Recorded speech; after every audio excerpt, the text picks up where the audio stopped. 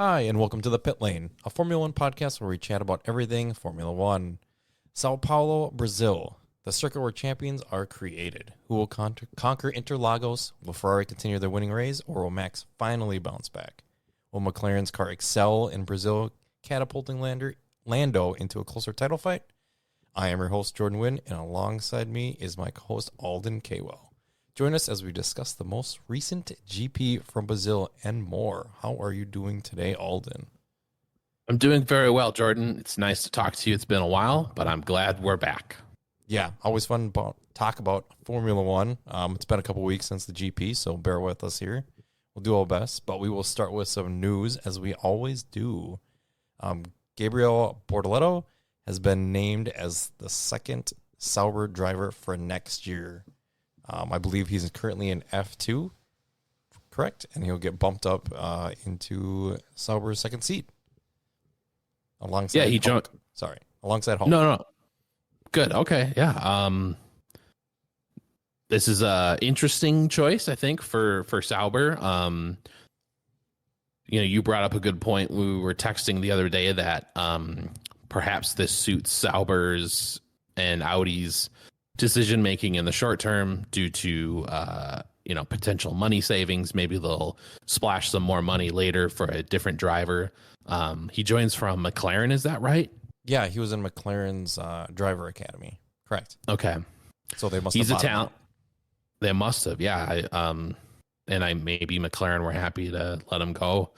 Because McLaren also have Pato O'Ward. Yes. Okay. Yeah. Well, he's Italian, so it works for Mattia Binotto. I guess after not being able to get the likes of Carlos Sainz and some of the other larger names this season, they ended up going with someone for the future. So we'll see how that works for him. I think sadly the Sauber won't be a very good car to drive next year. So hopefully he doesn't get judged based on those, by the lack of a fast car, but we'll see how it ends up working out. So hopefully he can drive a solid car in 2026. Yeah. I guess I don't know if they've said how long the contract is. I assume it's multi-year, but I could be wrong, just kind of based on how he does next year up against Hulk.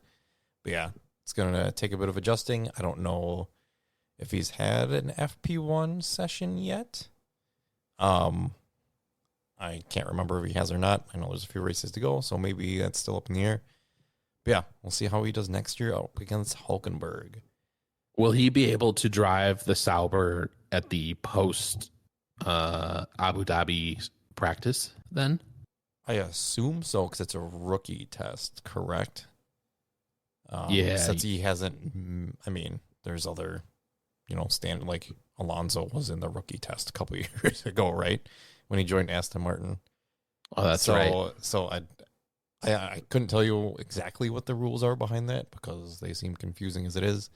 I do know that they scrapped the rookie race or the young drivers race that they were talking about doing at the end of the year.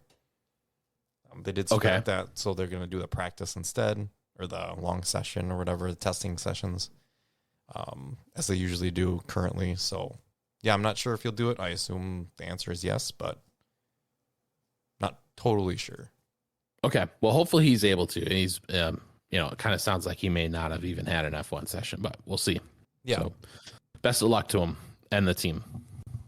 Niels Wittich has stepped down. I think he's actually been fired, it sounds like, as F1 race director. He's been in the role since 2022 after the Michael Maskey fiasco at the end of 2021 season with 3 races to go to the end of the season.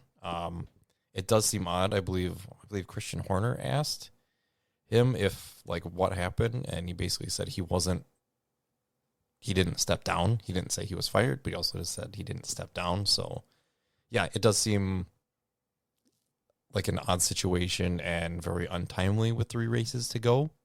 I don't think it does anybody any good with consistency, with all the red, yellow flags that we've had recently. Yeah, I don't know. It's a weird thing. How do you feel about it? Yeah, It is really weird, I think is the best way to put it. Some other media that's been covering this has kind of been saying the same thing. It's not like Niels Vidic has been doing like an atrocious job. It's not like he's been missing blatant calls. He's been running he's been running the whole thing well. So it is odd. This must come down to some sort of politics behind the scene that we're not privy to.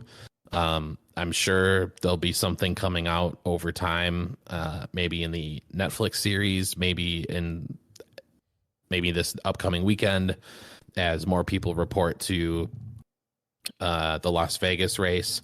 But we'll see if there is any more to it. It might just be done and dusted, but it is definitely odd. There seems to be some sort of turmoil, political turmoil, if you will, within the FIA as it relates to some of the larger personalities over there, if you will. Yes, correct. Without going into too much detail, yeah, that's kind of a good general summarization of what's been going on behind the scenes in the FIA, at least. Let's move on to Alpine.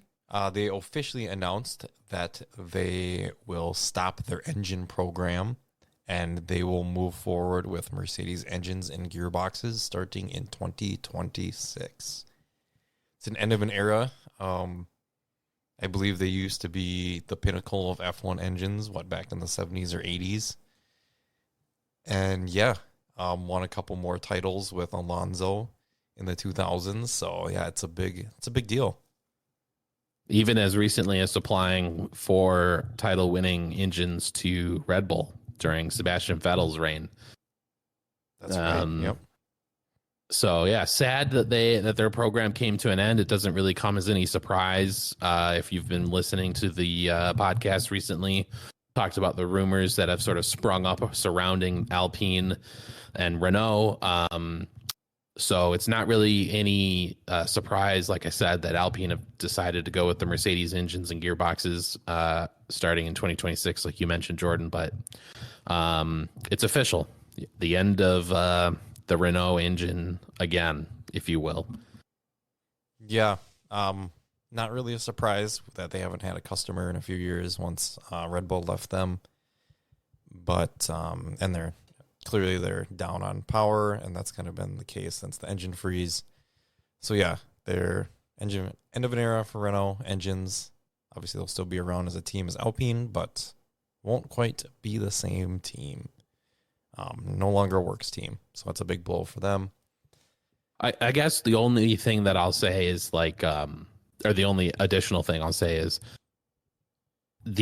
you've seen this year and at the tail end of last year that even though you lose the advantages that come with designing your own engine into your own car, another team such as McLaren has shown that it is still possible to A, be competitive, and B, win races. And that's the most important thing as a customer team.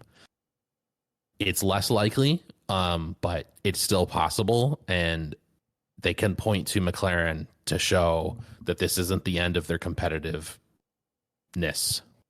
Yeah, and I think the rules that they have in place now help that whoever your engine manufacturer is has to supply you with the same spec engine at the same time as the works team, which wasn't the case, I think, before the cost cap era. If I'm not mistaken, I could be wrong, but I thought that was the case. So yeah, like you're saying, it's not an end all, but it'll be a little bit more difficult for them, but it also might make it easier, and also less money they have to spend on an engine program. So obviously there's some benefits, and we'll see where they go moving forward. Dan Fallows will step down as technical director of Aston Martin. I believe he's moving just to a different department, and I'm not even sure if he's staying within F1, but he will stay with Aston Martin in some capacity. But a little bit disappointing, obviously, coming from Red Bull a few years ago and them kind of touting him as a big splash for them to get this team moving forward. with the new regulations, and they did, and then all of a sudden everything just kind of backpedaled from there. So, yeah, a little disappointing for him, I'm sure. Not where he wanted his career to go at this point, and I'm sure Aston Martin kind of feels the same. Yeah, Aston Martin, like they've been assembling a bit of a super team of late. There's not enough room in the kitchen for all these chefs. Maybe this was his choice. Maybe it was a mutual choice. Maybe it was someone else's choice. Who knows? Ultimately, the performance of the car has really dictated this decision, and they need to try and spice something up over there at Aston Martin because they're regressing against the measurement of everyone else. So they got to try something different, and perhaps it means Dan Fallows stepping aside, which is sad for him. But hopefully, this allows the team to flourish and different ideas to get in there amongst all the different engineers and designers, and that they're able to sort of like figure something out, because Aston Martin need to find something in the design in the team to sort of like make some step forwards, either here at before the end of the year, but also for next year. Yeah, I completely agree. We have one set of track news with the Monaco GP extended through at least 2031. Not really a surprise, but the surprise is that starting in 2026, where the new contract takes place, they will move from, if you're in the United States, Memorial Weekend to the first weekend of June, which usually is reserved for the Canadian Grand Prix in Montreal. And the other side effect of this is that it ends the triple header on that Sunday of Monaco GP, the Indy 500, and NASCAR's Coke 600 all on the same day. It was essentially a back-to-back-to-back set of racing. So if you loved all forms of racing, this was definitely your day. And if you still love racing, it'll probably still be your day with 2 races at least. And I think MotoGP was actually that day this year as well this year. Wow. So, yeah. And I think they were before Monaco. So I think they were in Asia. So, yeah, it's a lot of racing that day. But now Monaco will no longer be a part of that. This is huge news. If you are a Monaco GP hater, this is probably one of your worst bits of news for the season. If you're someone who really likes the Monaco GP, this is huge news, keeping it on the calendar. This has been one that fans have been talking about for a long time, not wanting it, extending it, keeping it going, trying to do something different, spicing things up. I guess there's still something, we could still learn something more about what it would look like, but as far as we can tell, the Monaco GP is going to stand exactly as it is, just move to a different time slot within the year, which also does mean that Canada moves slightly too. I think it moves forward. Like they swapped basically weekends so that Miami and Canada line up a little bit better, and then Monaco lines up with another European race, I think Spain or something. Yeah. So it does help with the logistics of the calendar. Not for next year, but in 2 years' time. So that could be, I guess that's a benefit to F1 and the teams in terms of logistics and expense. But man, losing that triple, quadruple header for a weekend, maybe F1 wanted a little bit more of the limelight, but I think there was probably benefits to all those races to be had if they were all being, shown on the same weekend. But yeah. What do you do? Yeah, nothing you can do except watch them all anyways. I mean, there were people that would do the double, right? They do the Indy 5 and the Coke 600 on the same day.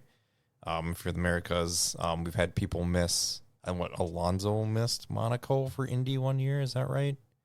Or somebody did. I think that would, or was it vice versa? No, Alonso definitely did because Button sat in for him. Yeah. I mean, go ahead. No, I think that was the year that he, like his last year in the McLaren. So like he didn't really want to be there anyway. Right. Yep. So yeah, like you said, they're moving Montreal closer to Miami to line those up better for North America. To kind of keep the schedule more regionalized going forward with the more races they have. So it only makes sense from that aspect.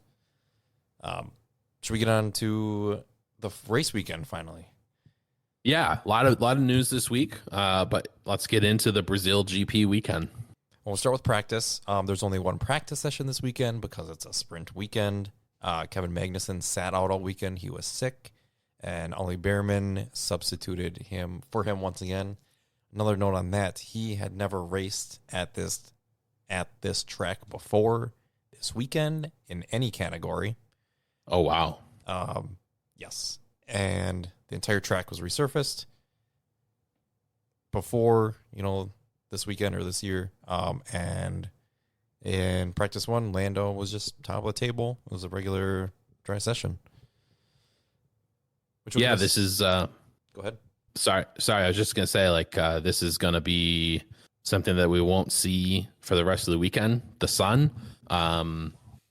Basically, this was the only session that really had sort of a surface, or the track surface was influenced by the heat of the sun because it got very cloudy as things went on. But yeah, I think the resurfacing was another big deal, more than anything. Yeah, because it affected when the weather did come big time. Getting a sprint qualifying, which was the same day as practice. SQ1, Zhou, Stroll, Tsunoda, Ocon, and Alonso were all out SQ1. Both Haas and Williams advanced at that point, which is great. And Bottas also got through in his Sauber. SQ2, Bottas was out. Colapinto, Perez, Hulkenberg, and Hamilton were all out. So a couple of surprises there. Barron beats Hulkenberg. Gets into SQ3, having never been at the track before. So that's quite the achievement, especially at a track where Hulk has statistically been very good at. Yeah. And yeah, Perez just didn't make it to the line in time to set a lap. And I feel like that's not the first time that's happened this year. They're kind of hanging him out to dry a little bit, but just unfortunate for him. SQ3, Piastri was on pole, followed by Norris, Leclerc, Verstappen, Sainz, Russell, Gasly, Lawson, Albon, and Behrman. Do you have any initial thoughts on sprint qualifying? No, I mean, the McLarens, they looked fast in the practice session. They proved that they were fast here in the dry for the sprint qualifying. Surprise appearances in SQ3 from Gasly and Lawson. Hamilton getting out in SQ2. He just never really looked comfortable. This is a track that he usually performs at really well. So odd that that he, just didn't have a good session. But no, I don't think this was really too outlandish. I mean, I guess Hamilton and Perez going out in SQ2, these are surprises based on the names and the cars that they're driving. But if you look at, where they've been during the season, this isn't actually that surprising now that we're 21 races into the year. Yeah, definitely. Yeah, getting to the sprint race. Piastri had a good start. He led. Norris was kind of next to him, I believe, going into turn one, but then no contact. Just kind of moved on from there. Max passed Leclerc on about lap 18. They battled quite a bit throughout the sprint up until Max passed Leclerc. So it was a good battle there. Hulkenberg was forced to stop on lap 21 with a mechanical issue, parking near the end of Sector 2, beginning of Sector 3, meaning a VSC came out just after the McLaren swapped. You could see Hulkenberg walking out or getting out of his car while cars were still essentially racing with double yellows, if my memory serves. And the timing of the VSC came, I don't want to say controversial, but it almost just felt like they were waiting for the McLarens to swap positions because they were talking about it, and then once they did, then the VSC came out. I don't know what your opinion is on that, but it just the timing felt weird, and it felt like it took too long. But McLaren swapped, then the VSC came out. Yeah, it was a little weird. I think it's bordering on conspiratorial to, consider that race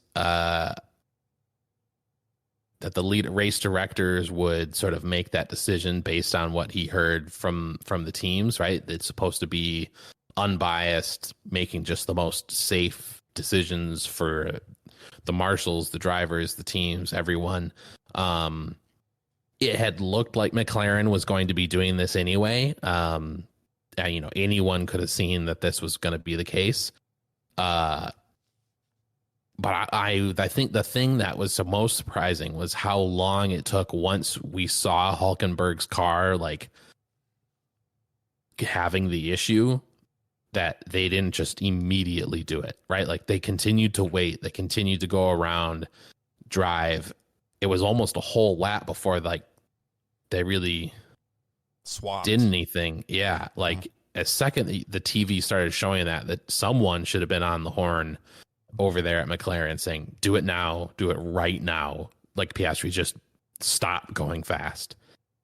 Lando needs to get in ahead of position, and they waited a really long time. So I'm kind of like on the fence about it. It does seem a little suspect, and I think people are right to ask the question, but considering that the story died somewhat quickly, it seemed that for anyone who did like start asking the questions, that they just, it was explained away in a manner that made sense. Yeah, for sure.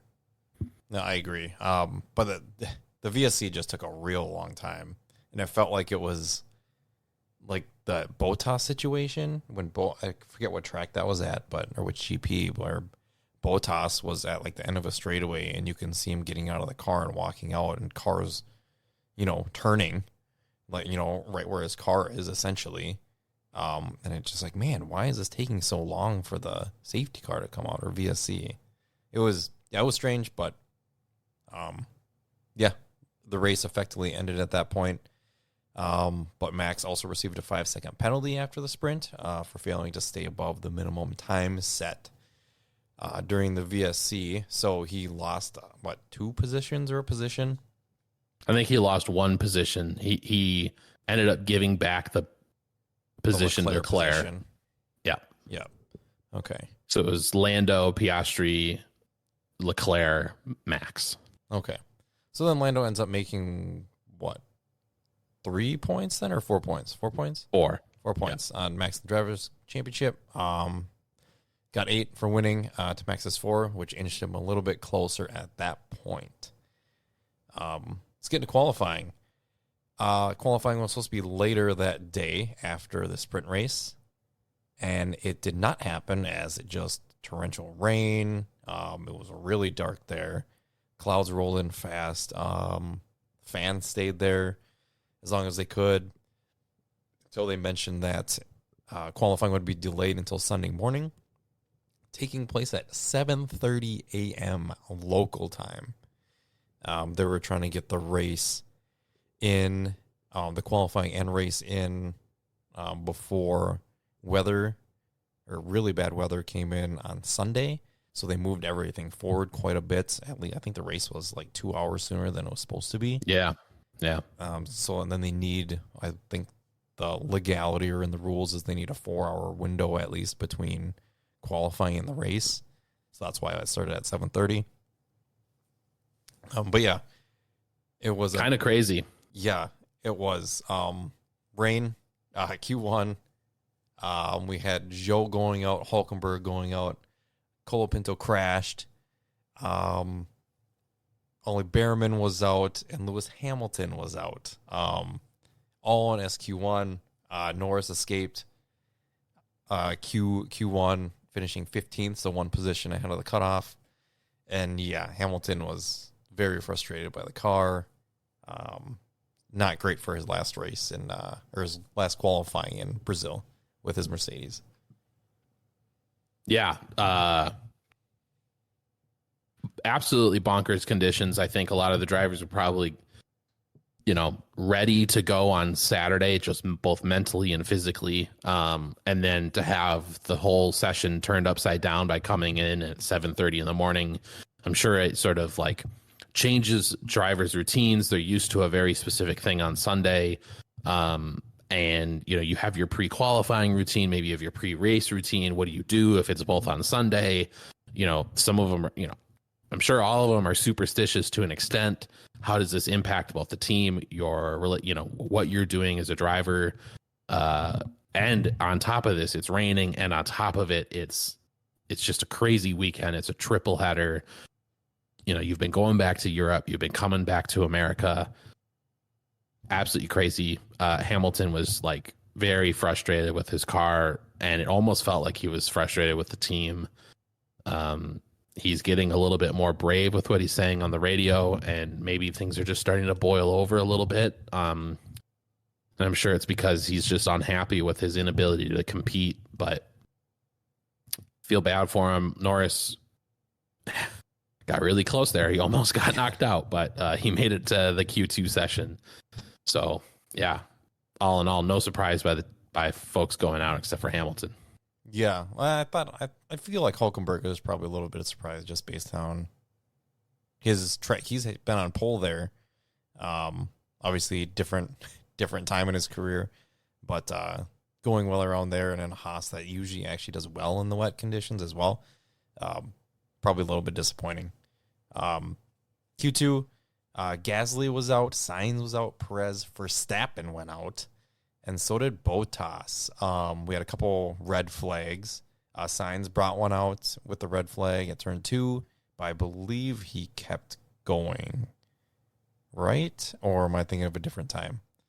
Who? Sainz. He did try to back out of it, but it was too much damage. Maybe that was the case.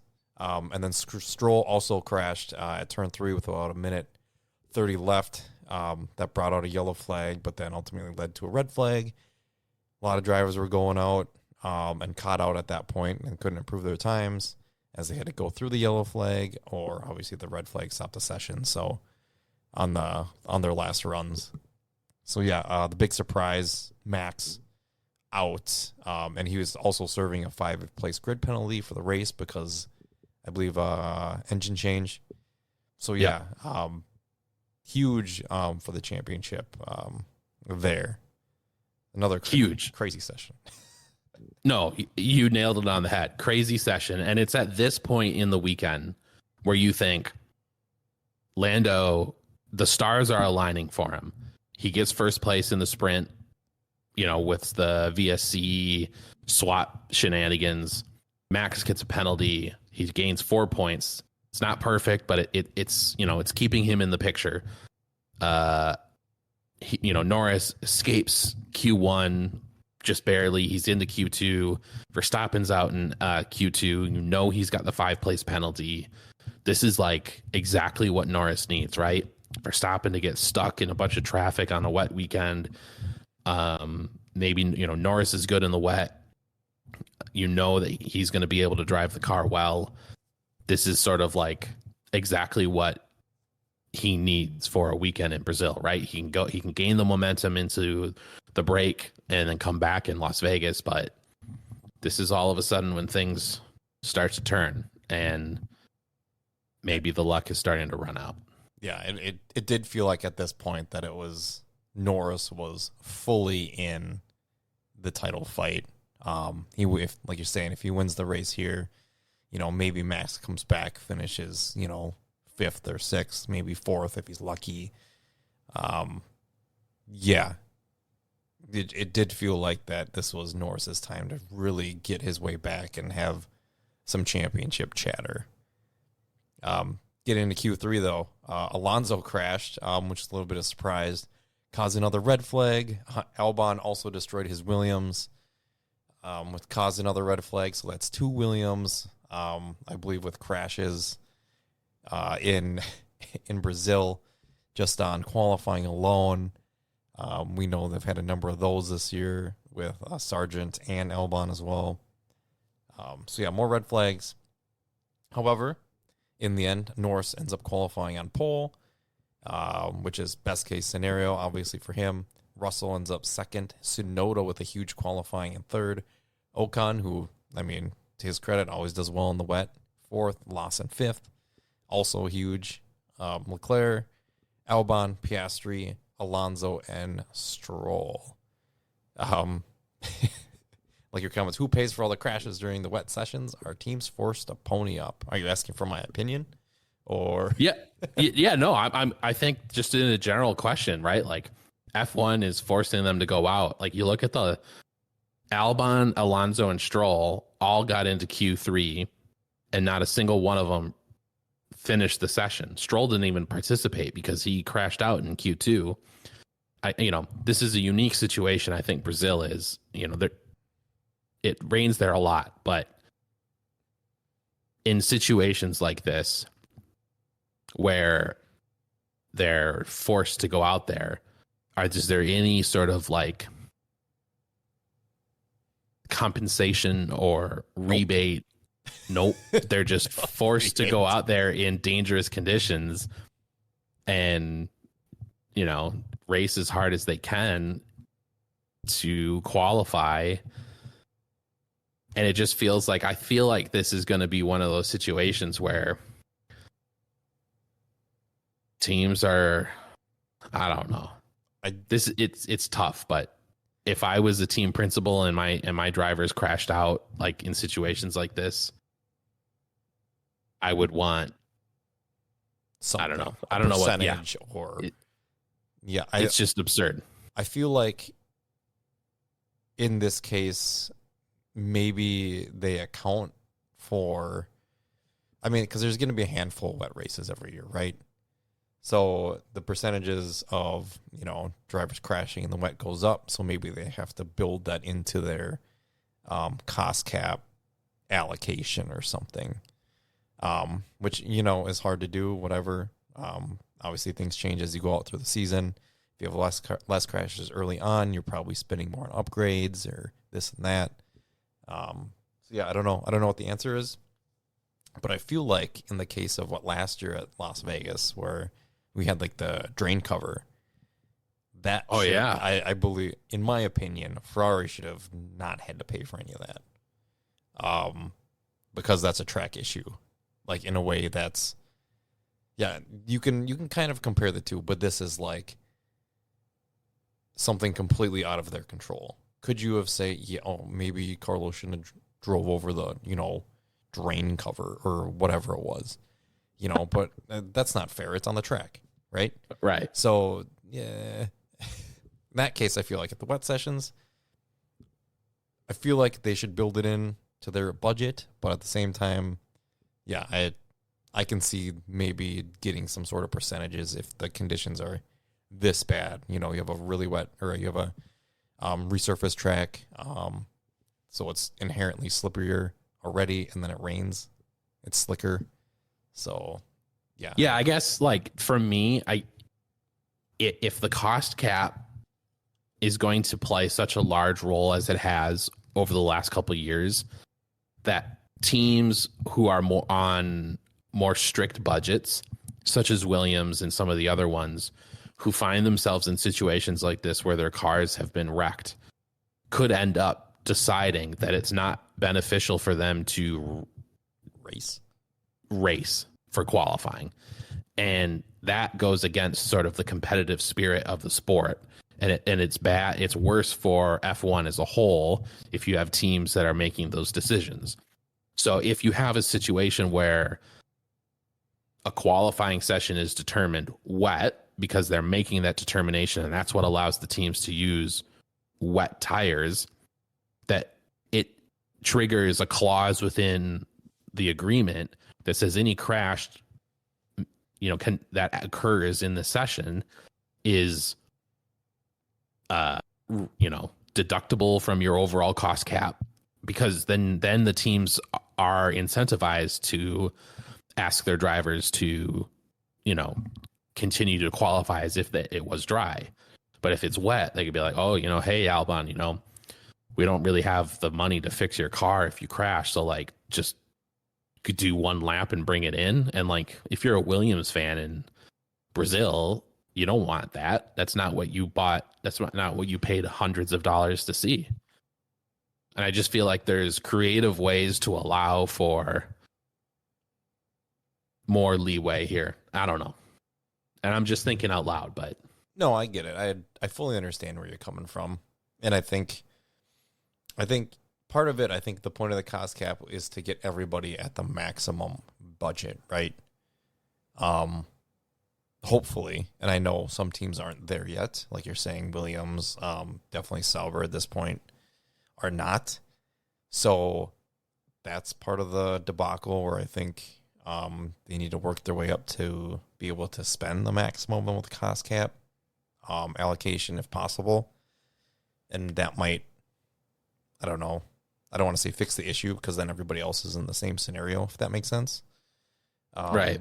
But no, I totally understand where you're coming from. I'm sure they can come up with a creative way to, I don't want to say fix the issue, but at least mitigate it a little bit. Mitigate. In fairness, I guess. Yeah, I don't know what the solution is, but somebody smarter than me could probably figure out a way to make it a little bit more fair for everybody, I guess. And the whole point I'm bringing this up is because some of the drivers who crashed during qualifying, because of the race moving or the qualifying moving to Saturday or Sunday morning, it directly impacted their ability to put a car on the grid for the race, which directly impacts their ability to score points, which in turn directly impacts their ability to score to earn money. True. Yeah. Right. So it's not like this all meant nothing. You know, we're about to get to the race and we're going to list off some statistics that happened in this race, which is bonkers, right? You thought qualifying, like we had 5 red flags during qualifying. It's just the start of it, right? This is all just one day. The race is even crazier. Yeah. Let's get into it. The race. Let's do a brief summary here. We had 2 do not starts, as in drivers did not start the race. 1 aborted race start, 2 formation laps, 2 safety cars, a red flag, a black flag, and only 2 DNFs. Are you sure there wasn't more than that? No, two drivers were classified as do not finish. Oh, do not. Oh, yeah, do not finish. Yes, excuse me. Yeah, you're right. So, should we, since we're at the beginning here, and we're just kind of coming off of this driver's inability to essentially start the race because of qualifying, they happened the same day. So 2 do not starts. The first one was Albon, because they could not repair his Williams in time for the start of the race. They probably didn't have the parts for it because they were also repairing Colapinto's car as well. And I'm sure part of that thought process was, well, we're in Brazil, Colapinto's from Argentina. It would be virtually a crime if he didn't start the race here, and we had the capacity to do it. So Albon did not start the race. The other do not start was Lance Stroll. I believe that's who you're referring to. He crashed on the first formation lap. And, well, sorry, I guess he didn't crash. He ended up in the gravel. He spun. He was on the tarmac. Excuse me. He was on the tarmac. He thought the easiest way to get back to the track was to go through the gravel, wet gravel, and he just beached it. I guess maybe it's not beach. Maybe he pulled it since he was in the wet gravel. But yeah, he tried to drive. He just sunk into it. Yeah, he could have gone the other direction and would have gotten on the track. Instead, he just or around it. Yeah, instead he didn't do that, and he decided to go through it. Maybe he just didn't want to drive that day. To be fair, that was probably the best decision based on what happened the rest of the race for everybody else. But yeah, so Lance Stroll didn't make it back to the bandit start. I'm not laughing at aborted start. Yeah, I'm not laughing at the fact that Lance Stroll did not start. I think it's hilarious that you had to clarify that he spun during the first formation lap. That we haven't even talked about the second formation lap, and we're already pointing out that there's 2 formation laps or multiples. They had rebuilt his car after the qualifying session, which was only a couple hours early. What you said, 4.5 hours before. And this is the formation lap. He gets to turn 4. He applies the brakes, and he instantly just spins out. And then he ends up in a gravel trap, and they have to get his car out. Just, it's wild. It's absolutely wild. You said it really well. Maybe he didn't even want to drive. I wouldn't question his competitiveness or his desire, but he must have had some good fortune telling, because it was not a lot of fun for a lot of the drivers out there that day. Yeah. This will get us to the aborted start. Because of the crash or the beaching, there was an aborted start, not to be confused with an abandoned start, which I learned this weekend.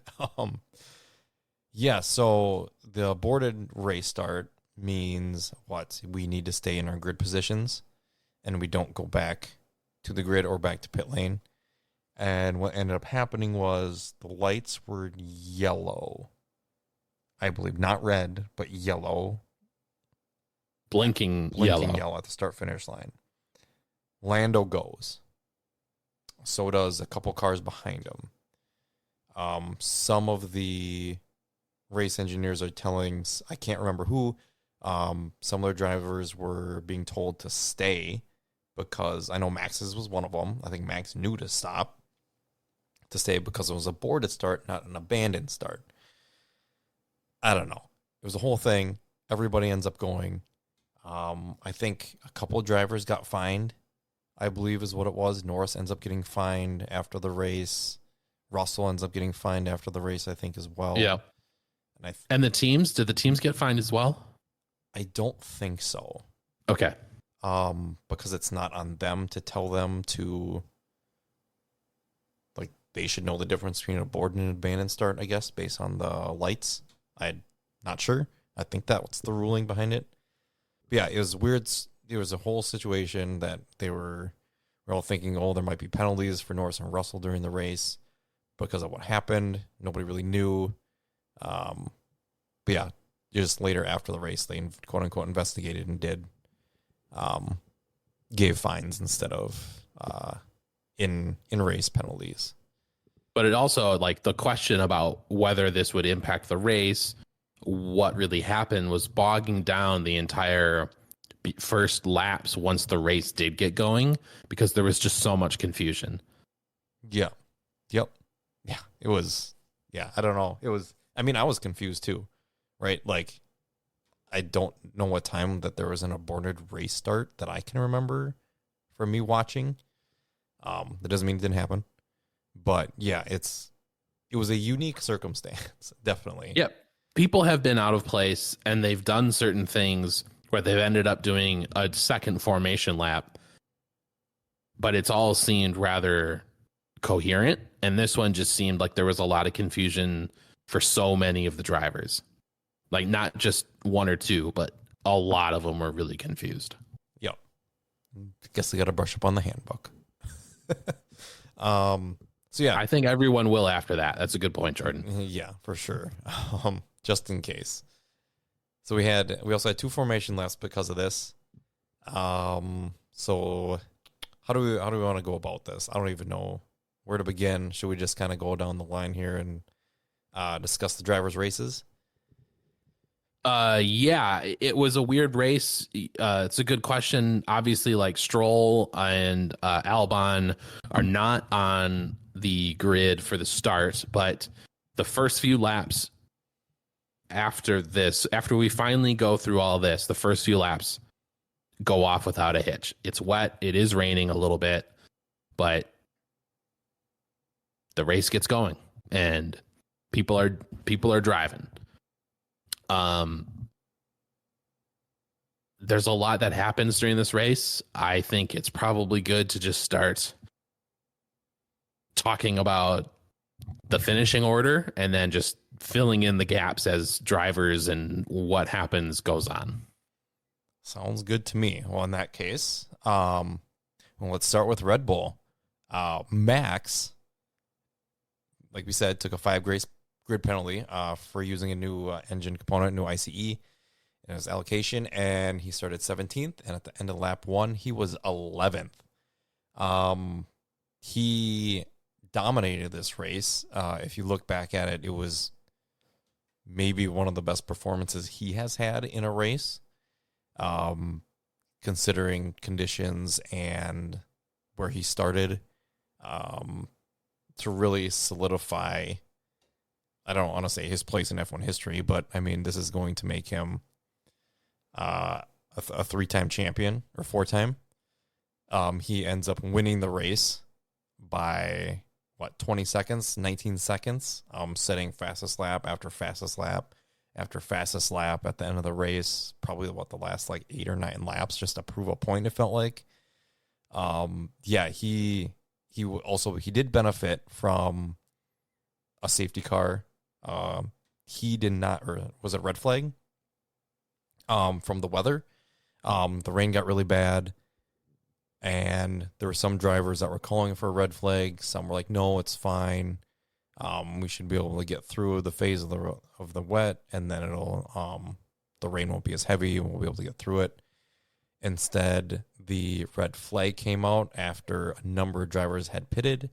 Max was not one of them. He did benefit from that. But yeah, in the end, he was virtually untouchable this race. Yeah, that new ICE really gave him a fast car on top of his excellent driving skills in the wet. He showed why he's a champion. Just an insane drive. Absolutely bonkers. Congrats to him and the Red Bull team. They did awesome. That luck really turned at the end of qualifying. Norris looked like he was on the up, applying the pressure where he needed to. Max wasn't cracking per se, but he was beginning to sort of experience some of the pressure per se. And he just really ended up being in advantageous positions during the race. You could call that good strategy. You can call that luck. I think it's a little combination of both, but also just straight up skill, right? He did what he had to do. Yeah, and I think even if he pit before that red flag, I think he would have won the race going away anyways. That's what it felt like to me. Yeah. Hell of a race by Max. Definitely deserved it.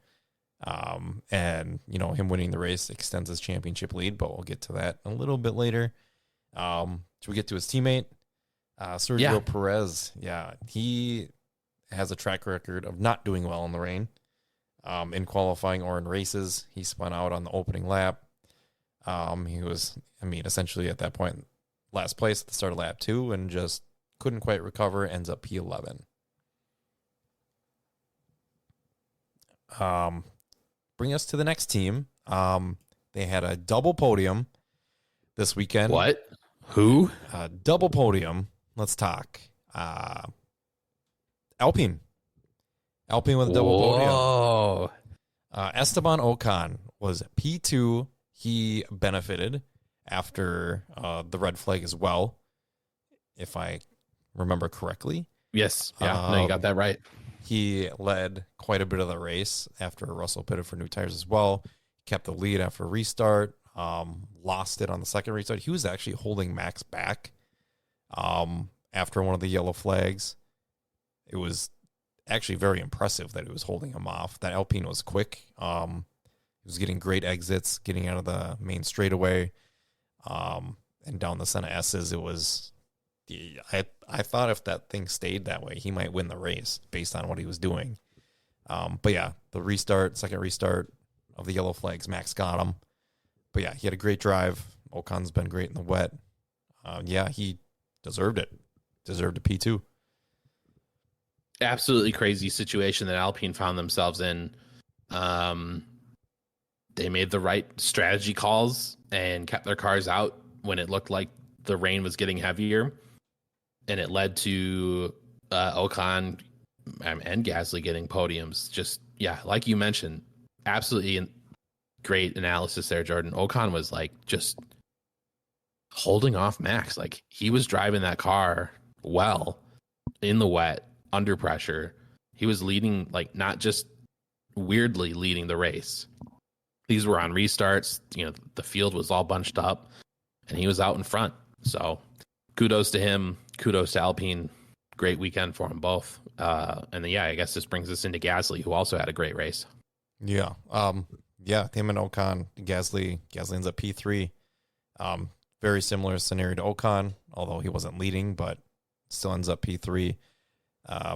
Alpine gets 33 points from the race alone, or this weekend. And yeah, moves them from 9th place behind Williams all the way to 6th ahead of Haas, which is huge. I believe they're 3 points ahead of Haas at this point. So massive weekend. Who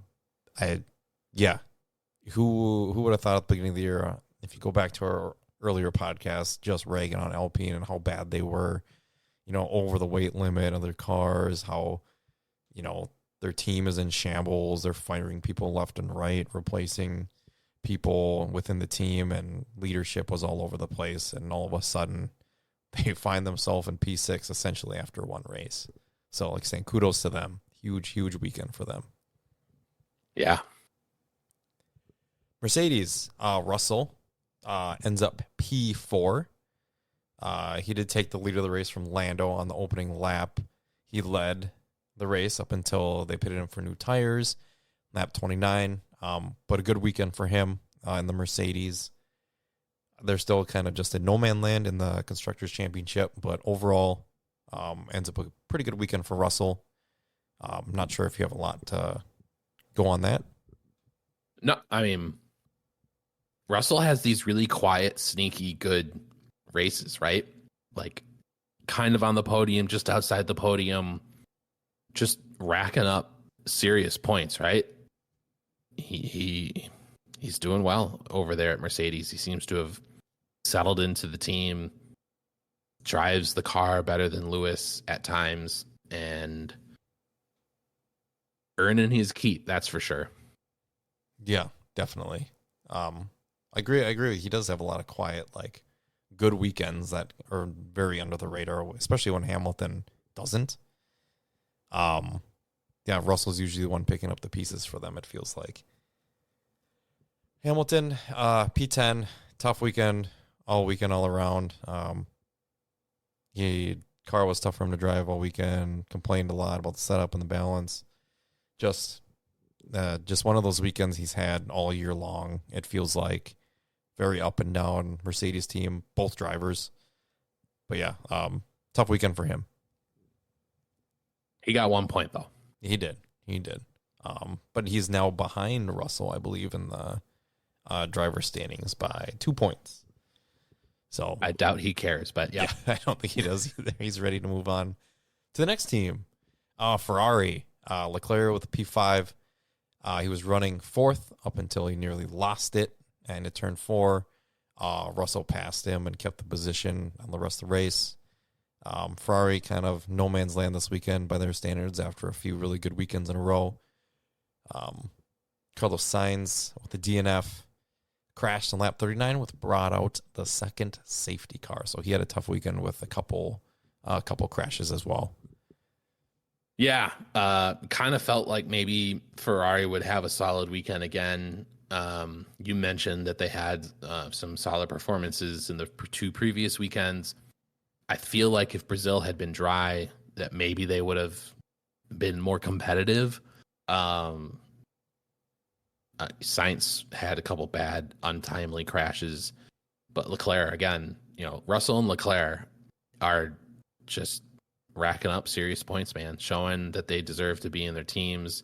Young drivers who've earned big contracts and like earned some of the spotlight and are just proving that, they can do it, right? This is where Perez is supposed to be in arguably the fastest car, arguably the best team, and the positions are being taken up by Russell, Leclerc, in this weekend specifically, anecdotally Alpine. But yeah, good for Leclerc, too bad for Sainz. Yeah, Leclerc just really solidifying his position in third in the championship, pulling away from Piastri as well. Yeah. So I don't think that's much of a battle anymore either. And it also keeps them, in the race for the championship overall. The Constructors' Champion. Yeah. Keeps them within striking distance for sure. Brings us to McLaren. Norris, disappointing race. It was tough sledging for him during the race. I mean, from lap 1 to pitting before the safety car, the race was just not in his favor. He struggled all day, it felt like. He had a couple offs as well. Ends up P6, and the championship is essentially over. It's not technically, but, I mean, by F1 standards, it's over. Piastri, P8. He also didn't do well in the rain. He made contact with Lawson. He had a penalty for that, which actually ends up dropping him from 7th to 8th because he did finish P7 on the road. So, tough weekend for him as well, other than the sprint. But, tough race. Yeah, again, another team that you felt like they would have been doing they would have had a much different weekend had it been dry. No, it's gonna stink. I think Norris can feel a little hard done, just like that he lost this championship essentially not based on anything that he did. People could argue that his team put him in this weekend. Oh, yeah, no, he can blame himself for having terrible starts from pole all 8 times that he lost it, including this one. But, yeah, his team allowed Oscar Piastri to win the Hungarian Grand Prix. You can argue that those 7 points didn't ultimately mean a whole lot in the championship fight, because even if he had 7 more points right now, I don't know if Max would have cracked under the pressure. You could argue that just the rain and the weather and just the misfortune of Mother Nature forced, the car into a position that they're just not suited to. Max is just a great wet weather driver. But yeah, how he bounces back from this will be critical in how it's determined that he, how we view him, right? He's got to prove that he can do it season in every season, and he can't just be like a one season wonder. Yeah, and it'll be interesting to see if McLaren can start off on the right foot as well. I think that's a big part of it too. If Lando was in it at the start of the season, fighting for wins versus, starting at round 6 or 7 in Miami, it might be a little bit different story as well. Max wouldn't have been able to just, force his way to do whatever he wants, essentially. Like in Austria, where they made contact. In Texas, where he just kept kind of forcing him off the track. It might be a little bit different scenario where, they both need points and not just Lando needs points. So that's a good point. That's a good point. But it'll be interesting to see, like you said, see where Norris goes from here. He's clearly skilled enough to get the job done. It's just, how will it be if he has with a full season to have a championship, and if he does have a race winning car at the get go, how does it react then? Kind of more on even footing. But we'll see, and we don't even know if that'll happen. So we hope that's the case. But yeah. Championship is effectively over now for the drivers' championship. This brings us to VCARB. Yuki Tsunoda, P7, first points finished since Hungary, which is a long time. He actually raced really well in the rain. He arguably could have been in the place of the Alpines if he wasn't told to pit before the red flags. Yeah. Same with Lawson. He was doing really well. So, yeah, arguably Yuki could have been on the podium instead of the Alpines, but that's just not to be based on the team calls. So, unfortunate for him. But, yeah, still P7. for him and P9 for Lawson. Good points haul for them, just not as good as the Alpines was. And another note, Lawson with points in the 2 of the first 3 races he's entered this year. So pretty good start for him coming back into the fray.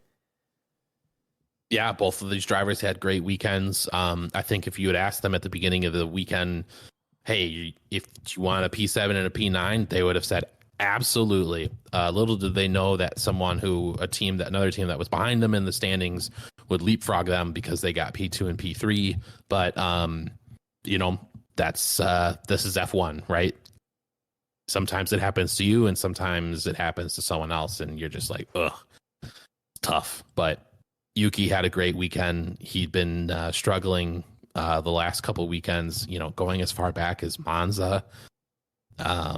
So good for him. Good for the team.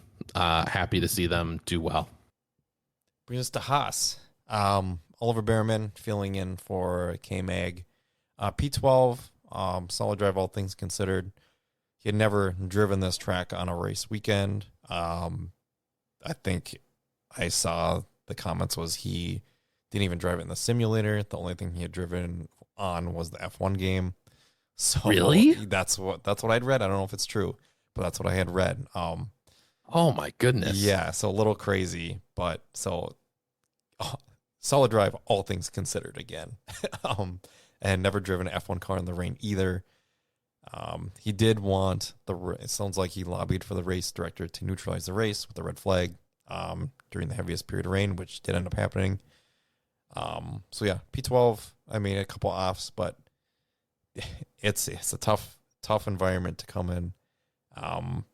But he did well. And yeah, go ahead.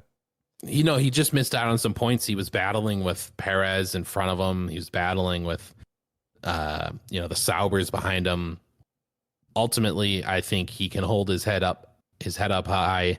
That he, considering he never driven an F1 car in the rain, considering he never driven in Brazil before, considering he hadn't even planned on driving this weekend. Well done. Like, this guy has come in 3 times now this season, gotten points in 2 out of the 3 times he's entered, has a drive for next year. Like, just well done all the way around. He could be very happy with this year. Probably didn't expect himself to be in this position, but here we are, and you got to take advantage of the opportunities given to you, and he has. Yeah, and I know Haas is very excited to have him next year. So it'll be fun to see what he does in a full season in an F1 car. Bring us to Hulkenberg. He had a race, or half a one. He caused the yellow flag, because he beached his car like on a ledge, almost like where there's a flat surface on top of the hill and then an angled surface down below.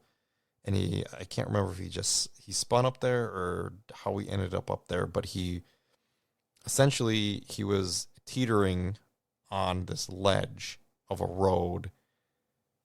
There's rear wheels were not making contact with the ground, therefore having no drive to get off this platform. Meanwhile, Colapinto crashes, causes a red flag during this yellow flag, if my memory serves.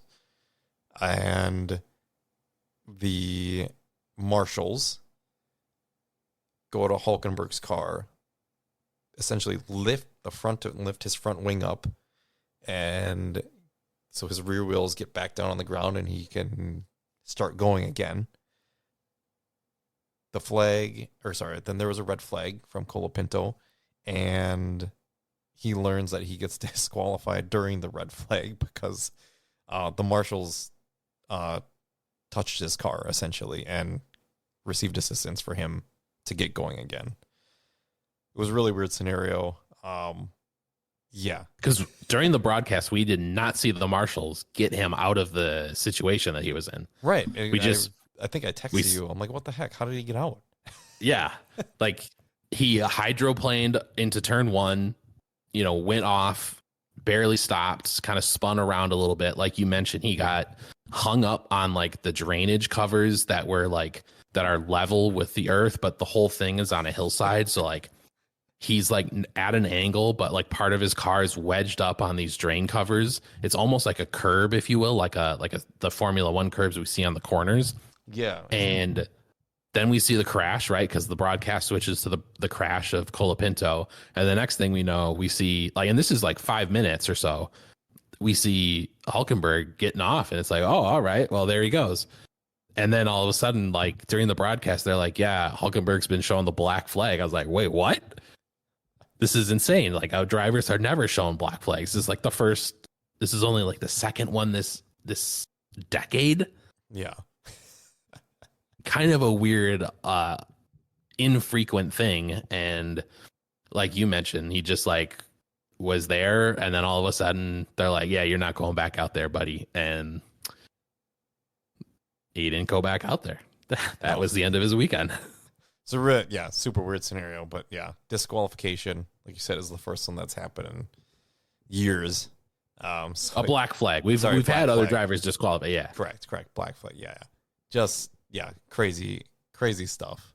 So yeah, unfortunate for him, but I mean, rules are rules, right? Can't get outside help. Brings us to Sauber, Bottas, P13, and Joe P15. I mean, it's last on the road and third to last on the road. So another Sauber weekend to get by until Audi comes in.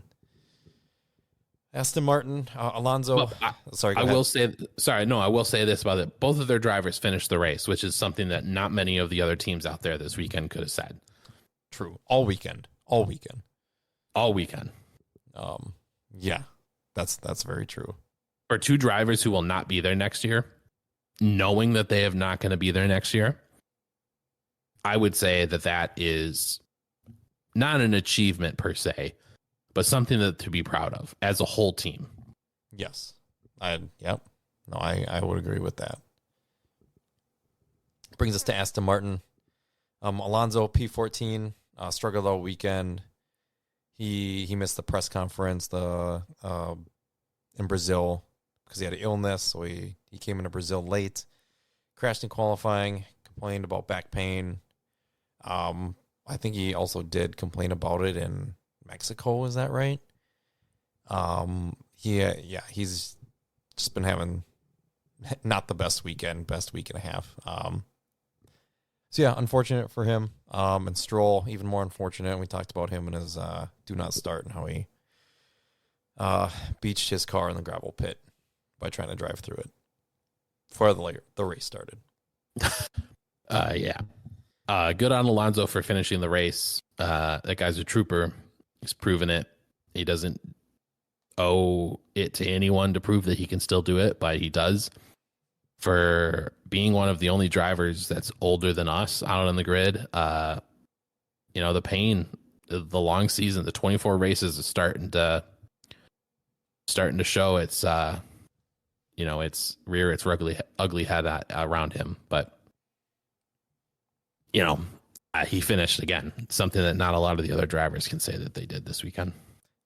And that brings us to Williams. Colapinto, like you said, he DNF'd. He crashed on lap 32 when Hulk's car was beached under a yellow flag. It's tough to see him crash out in a couple sessions where it's the closest race to Argentina, his home country. So very tough. I'm sure it was fun for him to be there, but tough weekend for Williams, having crashed 3 times pretty badly, and needed to repair them. So yeah, unfortunate on Albon, as we touched on earlier, did not start the race. Yeah, it just goes to show that you can get rid of Logan Sargent and the crashing doesn't stop. So, so whose fault is it really? Whose fault is it really? I mean, it's not Williams' fault that it rained all weekend, but rain or not, like in Mexico, Albon also crashed in Mexico. Yep. Probably not his fault, but all the same, drivers are getting really good at not crashing on the opening laps, and it's just unfortunate that both of these drivers didn't get to finish the race. But Williams, hopefully can bounce back and come back strong in Vegas. We want to see them both out there. Hopefully they're able to get their parts and everything all squared away for the weekend, and they've got enough spares if something unfortunately does happen. They're able to like carry on between sessions, you know? Yeah. Let's bring us to our winners and losers segment. Alden, you want to go first for your winners? Yeah, I'll go first. My winner for the weekend is the Alpine team. They had a massive weekend, leapfrogging a lot of the other back markers, putting themselves into P6 in the Constructors' Championship.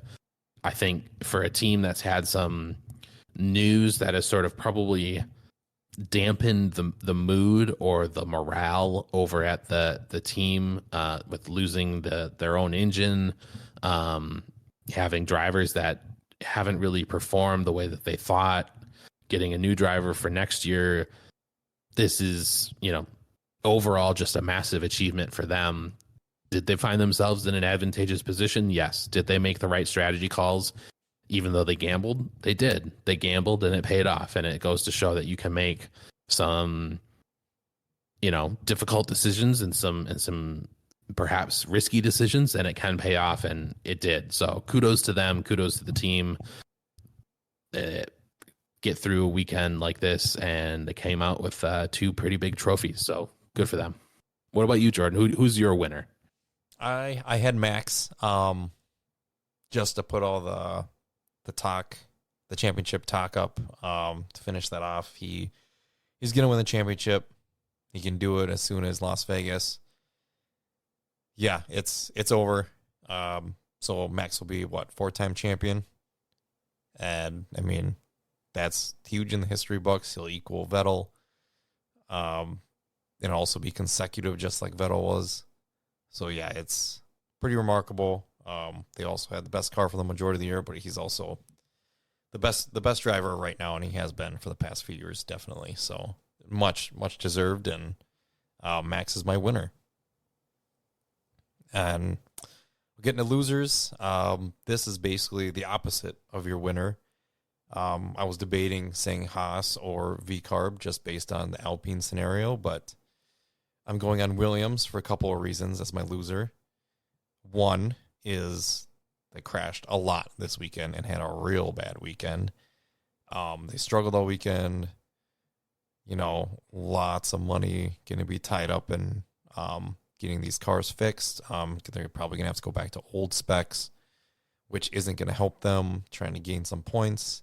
But with Alpine moving all the way from P9 behind Williams to P6 being over 30 points ahead of them, with 3 races to go, there's effectively 0 chance Williams is making up any positions in the championship. So, yeah, they've effectively lost 8th place. They will be 9th place, barring any sort of miracle. And they have to deal with the cost cap because I bet you they're going to be tight if they have any more crashes. Yeah, I'm guessing the drivers are going to be told just to bring it home every weekend from here on out. So that's my loser. When it's laid out like that, man, that sounds pretty bad. Yeah. Yeah. I was going over it, and I'm like, I don't know who else I could pick. And, well, I should have gone with what you did, but I went with someone else. On an individual basis, I chose Lando as my loser for the weekend. I posed the question, is it over? You answered this multiple times during the show today. Yeah, it's over. Definitively, no. Statistically, no. But essentially, yes. He's put up a fight, if you will, for the last couple of months. But, he needed to score more points than Max this weekend, and he didn't. The sprint looked good. Qualifying looked all right. But as soon as sort of the pit stop, red flag, shenanigans went down, not sort of shenanigans, just unfortunate timing. We knew it was over. So my loser is Lando because he loses essentially the championship this weekend. And yeah, there's not really, mathematically, is there a way for him to get back? Yeah, but it's going to be tough. But close second, like you said, Jordan, it's got to be Williams. When you laid it out like that, it made me realize what they lost, which is quite a bit. Just about everything. It felt like, I mean, you lost money and you lost more money. So, right.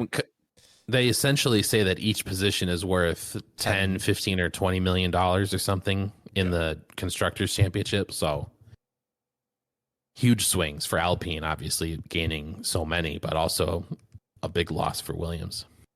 Yeah.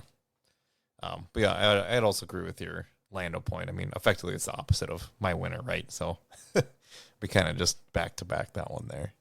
Yeah. But yeah, no, I would agree with that as well for sure.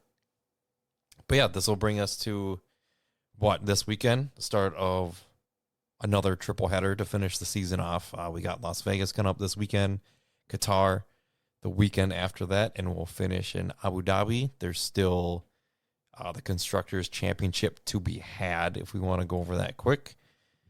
We have McLaren at 593. We got Ferrari at 557. Red Bull at 544, so they're pretty close to Ferrari. Mercedes all by themselves at 382. Aston Martin all by themselves at 86. And the close race here, probably more than anything, Alpine, Haas, and Red Bull, Honda Red Bull powertrains, or VCARB. They're within 5 points. Alpine at 49, Haas at 46, and VCARB at 44. Williams at 17, and Sauber all by themselves at 0. Yeah, still a lot to play for in the Constructors' Championship. So these next few weekends are going to be eventful, to say the least. Yes, definitely. Should be fun. Still look forward to the end of the F1 season. Vegas, we'll see if we get another banger this year. But yeah, this has been your host, Jordan Wynn and Alden Kwell. And thank you for joining us at the pit lane, and we'll see you after Las Vegas. Have a good one, Jordan.